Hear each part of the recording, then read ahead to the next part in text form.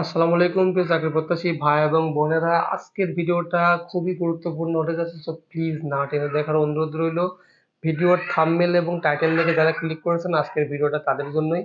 So সাধারণত আজকে যে ভিডিওর বিষয় নিয়ে আমি আলোচনা করব সেই বিষয়টা আসলে আপনাকেই প্রথম থেকেই সতর্কতা করে দেবে যে আপনার মধ্যে যদি এই ধরনের সমস্যা থেকে থাকে তাহলে আপনাকে মাঠে যাওয়ার আসলে বা আবেদন করার কোনো প্রয়োজন নেই।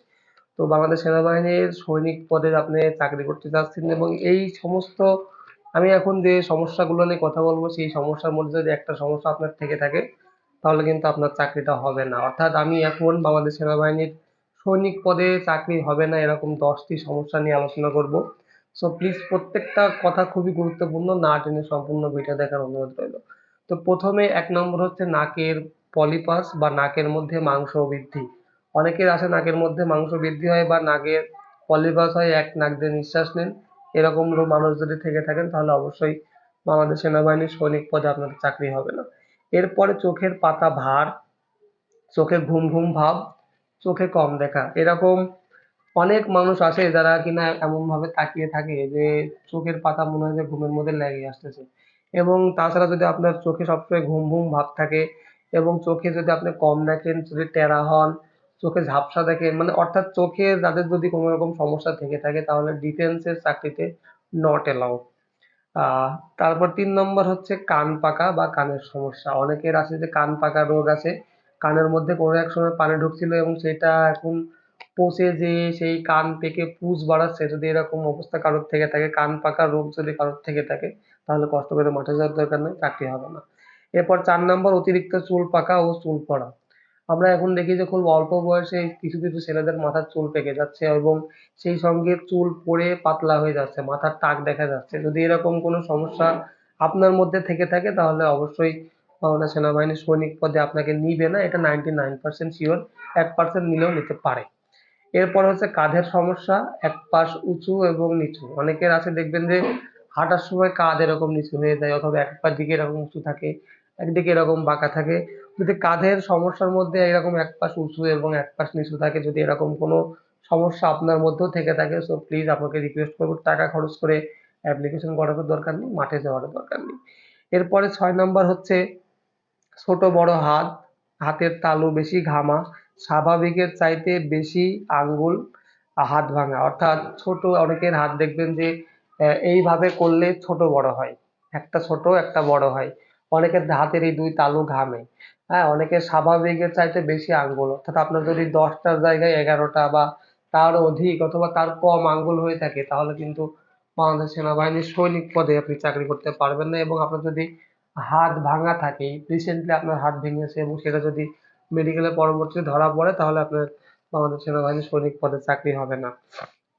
এরপরে বলা হচ্ছে যে পিঠে, বুকে বিভিন্ন ধরনের দাগ থাকা এবং কাটা দাগ থাকা, এ ধরনের দাগ যদি আপনার থাকে, অর্থাৎ সেলাইয়ের দাগ যদি থাকে অথবা পোড়া কোনো দাগ থাকে অথবা চর্মজনিত কোনো কোনো মারাত্মক দাগ যেটা আসলে খুবই বিশ্রী ভাবে দেখা যায়, এরকম যদি কোনো দাগ থাকে তাহলে আপনার চাকরি হবে না।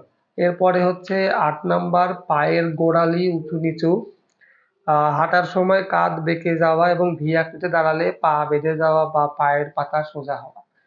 এই সমস্যার মধ্যে যে কোনো একটি সমস্যা। এখন যদি আমি শুধু ছোট্ট করে একটু বলতে চাই যে পায়ের গোড়ালি অনেকের কিন্তু উঁচু নিচু থাকে। হাঁটার সময় এটা বোঝা যায়, যখন আপনার পায়ের গোড়ালি উঁচু নিচু থাকবে তখন যখন আপনি হাঁটবেন তখন আপনার এক কাঁধ এরকম বেঁকে থাকবে।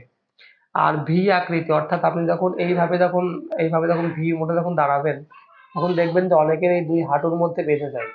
সো এই হাঁটুর মধ্যে যদি এরকম বেঁধে থাকে তাহলে আপনি চাকরি পাবেন না, এটা 100% শিওর। এবং পায়ের পাতা কিন্তু অনেকের সোজা হয়, দেখবেন যে এটা সোজা কিভাবে হয় এটা পরীক্ষা করার জন্য প্রথমে আমরা পানির উপর পা দিব এবং সানের উপর দিয়ে হাঁটবেন। দেখবেন যদি পায়ের ছাপটা পরিপূর্ণভাবে ফ্লোরে বসে যায় তাহলে ভাববেন যে আপনার চাকরিটা হবে না। কারণ অস্বাভাবিক যারা তাদের এই পায়ের গোড়ালিটা আসলে সোজা হয়ে থাকে। অবশ্যই আপনার পায়ের এই পাতার এই উপরের এদিকে হালকা একটু উঁচু থাকতে হবে। সো আশা করি আপনারা বুঝতে পারছেন। এরপরে 9 নাম্বার যেটা, সেটা খুবই ইম্পর্টেন্ট, ছেলেদের ক্ষেত্রে বেশি হয়। গোপন অঙ্গে যদি বড় কোনো সমস্যা থাকে, যেমন প্রস্রাবে জ্বালা পোড়া, পিত্তথলিতে পাথরের সমস্যা, লিঙ্গ বাঁকা, ও স্বাভাবিকের আকারে ছোট হওয়া, এরকম নানান ধরনের সমস্যা কিন্তু পুরুষদের ক্ষেত্রে হয়ে থাকে। অনেকের দেখা যাচ্ছে যে লিঙ্গে যে স্বাভাবিক সাইজ হওয়ার দরকার তার থেকে ছোট হয়, এবং অনেকের আছে লিঙ্গ বাঁকা থাকে। তারপরে কিডনিতে আসলে পিত্তথলিতে পাথর হয়ে থাকে। তো পিত্তথলিতে পাথর হওয়ার একমাত্র কারণ, আপনি যদি অনেকক্ষণ ধরে প্রস্রাব আটকে রাখেন তাহলে কিন্তু পিত্তথলিতে পাথর হইতে পারে।